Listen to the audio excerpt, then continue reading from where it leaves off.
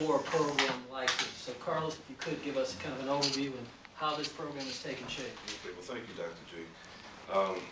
First of all, I want to let you know that this has probably been the most humbling experience that I've ever had in my life. And when I say that because it's a passion that I didn't learn to really talk about until recently when I started to see the successes of my students. I think as many of you know, we started out really just working with students in classes and counseling sessions and so on, and started building a rapport. And as we started building that rapport, we found that we have the whole walk of different types of students coming in. And one of the things that I found is that African American males, probably men in general, have a tendency not to ask for help, not to share the concerns and the issues that are preventing them from moving forward or doing things. And so what happens is that we internalize a lot. We obviously have a high death rate because of high cholesterol and blood pressure. We drop out of school at an early time when we shouldn't be doing that. We fail, not because we don't have the ability, but we fail because there's something that happens that gets in the way and our priorities become mixed, switched. And what has happened, I would say over the past couple of years that I've seen, probably before that, even before MAP even existed, this was a time when young men started coming in, and I'll only talk about my experience because I can't talk about what happens in another office. But as a counselor, I'm having folks to come in and talk to me and share issues and concerns that I really didn't expect. I knew they existed, but I didn't expect. I work with students who've just come out of prison. I work with students who have been high school dropouts. I have worked with students who have started college and then left for whatever reason. They come back and then everything seems to get in the way, and again they get ready to start doing that thing of leaving, but instead of leaving, what's happening is now we're finding that they're asking for help. Well, it's about time. It took a long time for me to be able to understand that's what I needed to do. And so as I have continued to work with my students, they begin to see that there is the opportunity to talk about the fear. Talk about the fear of going into this educational system that is foreign to so many. Not knowing whether or not they can succeed. And when they have a little success, it starts to build, and it starts to build, and it starts to build. Now we have issues that come along throughout the day, every day. Everything from relationship breakups, and I want the women in here to understand that relationships are important to men, period. And what happens to many is that as they're going through whatever it is, many of them decide, I've got to do something else. And we have to sit and talk.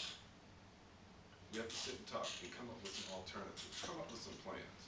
Because none of us never really know when something's going to come into our lives and try to change it. But relationships are important, and breakups actually devastate men. We don't walk away and all macho and all of that. Believe me, when you get them behind the closed doors, you find another side. You find a human side. You find a sensitive side. It's not a soft side. I want everybody to understand that. But you find that sensitive side. We have many men who are fathers. And we talk about the fact that we have these absentee fathers who just go and make babies and that's it. And guess what?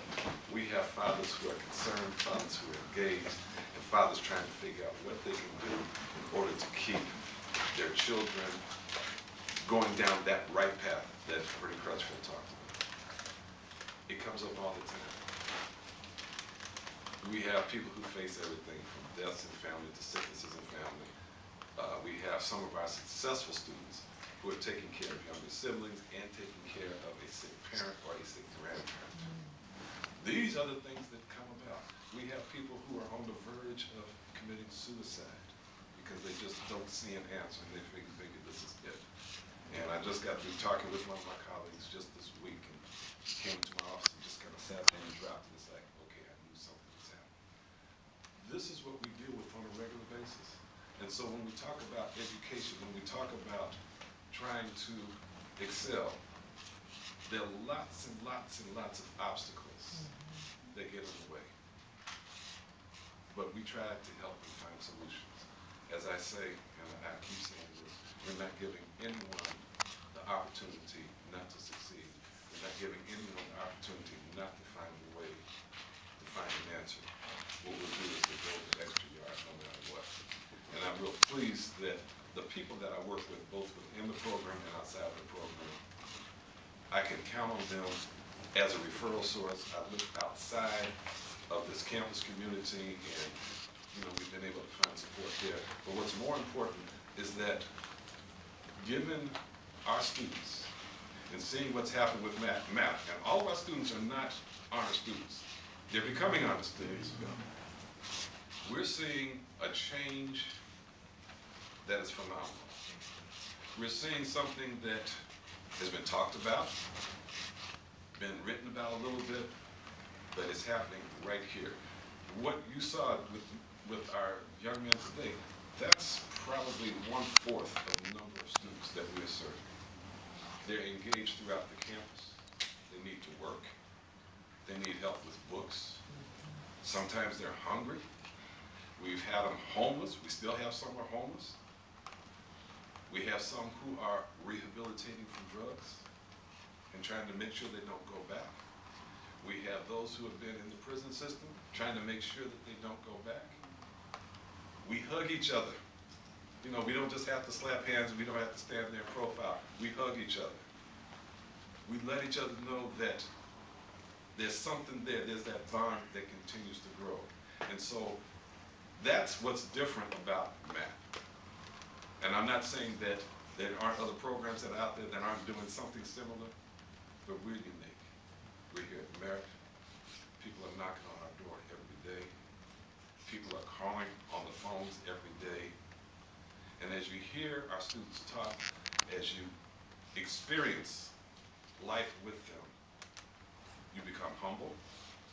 I've been humbled so many times, and this summer I just got to the point where I was on the verge of tears because the students actually got up and doing projects for a class and talked about the impact of this program, talked about the impact of many of us, and it's like we never realized how much we really meant.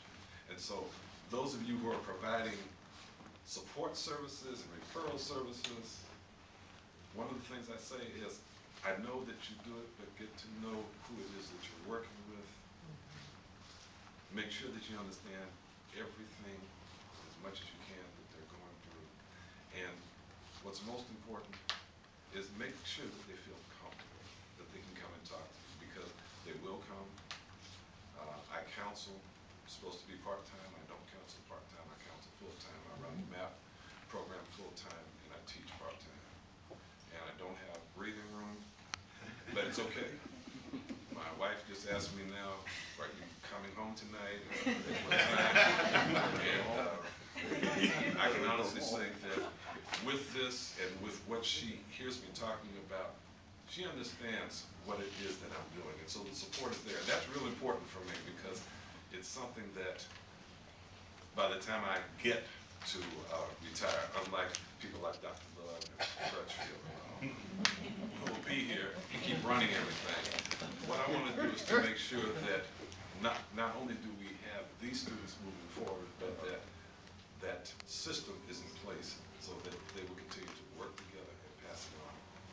I can go on and on and on, as you can see. This is something that's near and dear to my heart.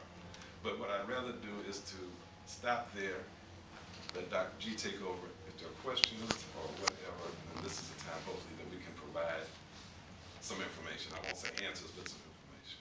Thank you. You see, he talks about, he says, my student. It's like the father or the big brother, the uncle, whatever it is. You know, it's their mind, or the mother, everything. It's mine. All right. So that's fine. I think it's great. You know, Carlos and I worked together for Don't say it. maybe 20, 25 years. We worked together at Laney. Close to 25 to 20. Okay.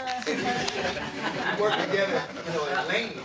And so Carlos came to Laney initially as the counselor, and then became an EOS director. And then from there, he became a dean of instruction.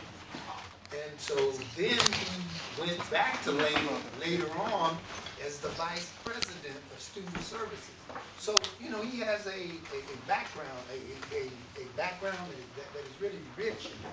So when people talk about, you know, certain folks don't have the background, the experience, well, I don't know who they're talking about, you know, because basically, most of us have come through the whole system, all the way from the bottom all the way up. So when Carlos talks about my students, really he's talking about the whole Map plus others. thing. And I think that's a good point I wanted to emphasize, that we see with the young men that we work with, any young men that really want to be a part of a program like this, is how we connect with them. First thing they're going to do is check out if we're real or not. And